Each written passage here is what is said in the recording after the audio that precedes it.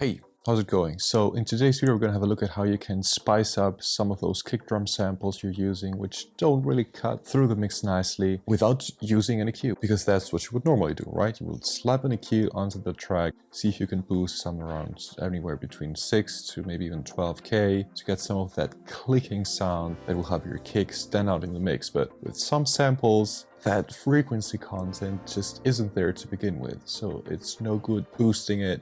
I'll show you exactly what I mean. So let's go straight into Ableton here and let me turn off my processing I have on this kick. And this is a CR78 kick. That's the one by Roland from the 70s. And it sounds something like this. As you can see, I have filtered out quite a bit everything above 433 Hertz or so. There's a filter on the lower side of simpler here. That is because I want to show you exactly what happens if that frequency content isn't there to begin with. Now I can get an EQ and slap it on here and boost the highs, right? That's what you would normally do. So let me just apply a 15 dB high shelf here.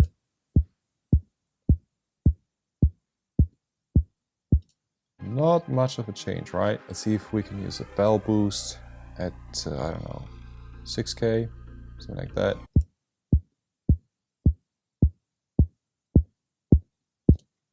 As you can see, you have to go down pretty low to start hearing a change. And boosting at, what is this, around 500 Hertz isn't really gonna help your kick stand out in the mix, right? So no EQ can fix this, right? Let's check it out in the mix.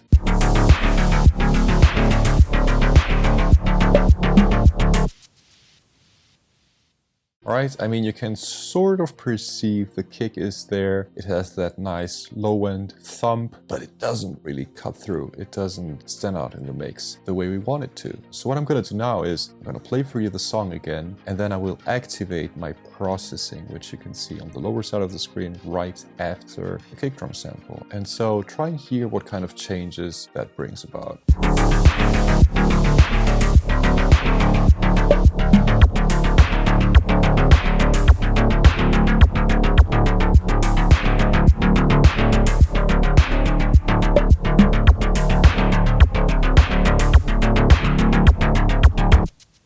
Right, all of a sudden we have that click, we have those higher frequencies which help the kick stand out in the mix on its own. Let's have a look at what it did here. So as you can see, nothing crazy. We do have an EQ technically speaking, it's right here, but as you can see, we're not doing anything in the mids or the high mids or the highs. We're just taking out some of the low mids because there's a bit of a mud built up there. So let me bypass the EQ, let me solo the kick, and let's hear what we have here.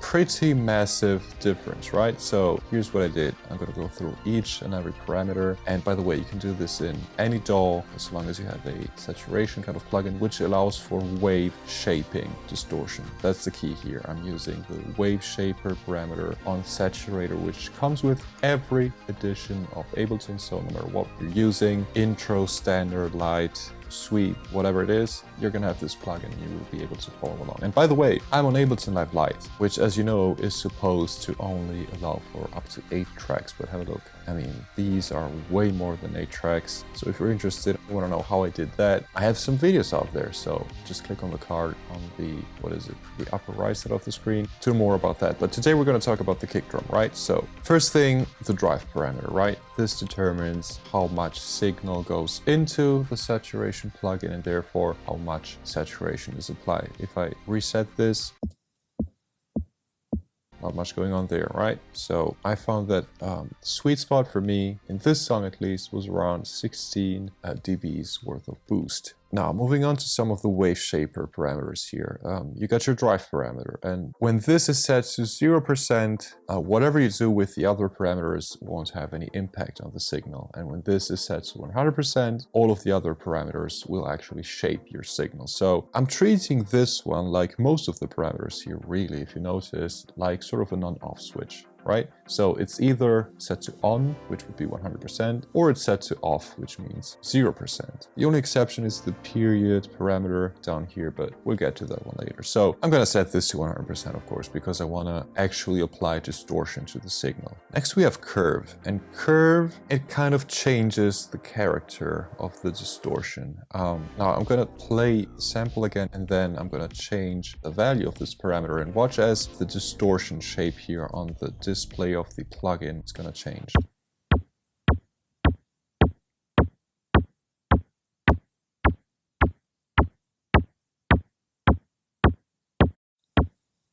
Right, so when this is set to 0, we have these kind of regular sine wave peaks and valleys. As we change the curve parameter, things get messed up and the curves are all over the place, and sound-wise, it just changes, I don't know, the tone of the distortion. And towards the end of it, when it's set to 100%, I think it makes it even more aggressive, which wasn't something I felt I needed for this song in particular, but you know, if you're working on something that has many more elements in it, and maybe has more of an aggressive character, you might well want to use this parameter. So that's curve. Then we have depth. And depth is kind of, well, it is what it says it is, right? It changes the depth of our sine waves here. So if we set this to 0, as you can see, we have a straight line and no distortion at all. So I enjoyed what this was doing, so I set it all the way up to 100%.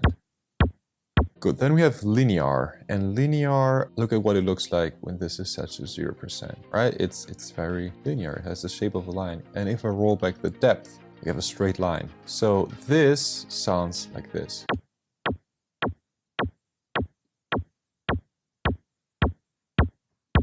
Right? Moving the parameter all the way up to 100% kind of tilts the curve. And what I've noticed is that it doesn't change the character of the distortion dramatically. In fact, it doesn't change it much at all. What it does is it kind of removes some of that low end, right? Listen again. This one has that low end, but as we roll the parameter back to 0%, sounds much kind of thinner to me. So this being a kick drum, I want to preserve the low end, so obviously I'm going to set this to 100%. Then we have damp.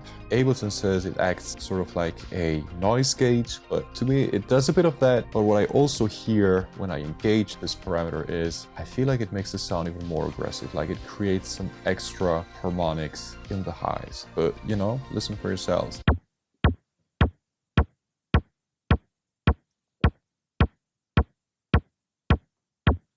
Right, so again, this one, just like the curve parameter just above it, I didn't feel like I needed them in this particular song, although I might maybe use some automation to bring in some of the damp parameter later on in the song. But you know, in general, I was okay without them, so I set them to 0%. But if your material requires it, you know, just use them. They're there, right? And that brings us to the final parameter we have here, which is period. And this, as you might have noticed, is the only one which I didn't treat like an on-off switch. And what this one does is it lowers the distance between our sine peaks, and it increases the number of those peaks as we move the parameter towards 100%. Have a look. Right? And at 0%, there is just this sort of single lonely sine curve. So it sounds something like this. And by the way, this is a perfectly usable song. In fact, at the beginning of the song, where there is a bit of an intro with not as many other tracks going on, it's basically just drum and bass. Not the genre, but like the instruments I have going on. And in that section, the kick doesn't really need as much period as in later sections. So I think leaving this on 0% kind of works. I like this sound. Like if I bypass the plugin, right? It brings something to the table. So maybe on a more ambient track, this is like a more defined and cleaned up version of the original sound without changing its character completely. So this is definitely usable in my opinion, but let's hear what it sounds like when I move the period parameter all the way up to 100%.